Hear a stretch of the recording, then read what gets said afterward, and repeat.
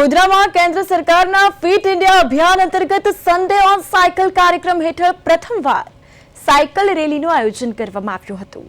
આ રેલીમાં વિવિધ વિસ્તારોના નાગરિક, યુવાનો, વિદ્યાર્થીઓ, રમતવીરો અને સ્વાસ્થ્ય પ્રેમી મોટી સંખ્યામાં જોડાયા હતા। તો કેન્દ્રીય મંત્રી તથા ફિટ ઇન્ડિયા અભિયાનના પ્રેરણા સ્ત્રોત મનસુખ માંડવિયાએ સ્વસ્થ જીવનશૈલી અને પર્યાવરણ સંરક્ષણ માટે સાયકલિંગને વ્યાપક પ્રોત્સાહન આપ્યું છે।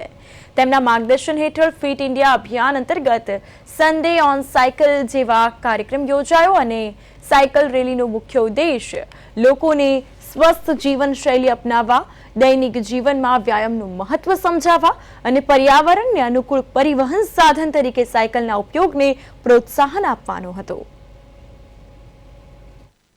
સાયકલ રેલીનું આયોજન કરવામાં આવ્યું હતું।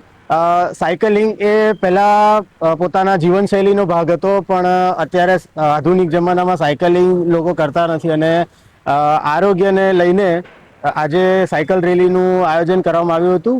રોજ સાયકલિંગ કરે અને લોકો હેલ્થી રહે એવો આનો ઉદ્દેશ્ય હતો। આજે ઘણા બધા લોકોએ વિશાલ કોમ્પ્લેક્સથી શરૂ કરીને બાયપાસ સુધી આજે સાયકલિંગ કર્યું હતું અને આજે સાયકલ રેલીનું આયોજન થયું હતું। આજે નાના બાળકોથી માંડી અને મોટા વયવૃદ્ધ સુધીના લોકો આજે આ સાયકલ રેલીમાં જોડાયા હતા અને ખૂબ સારો પ્રતિસાદ આજે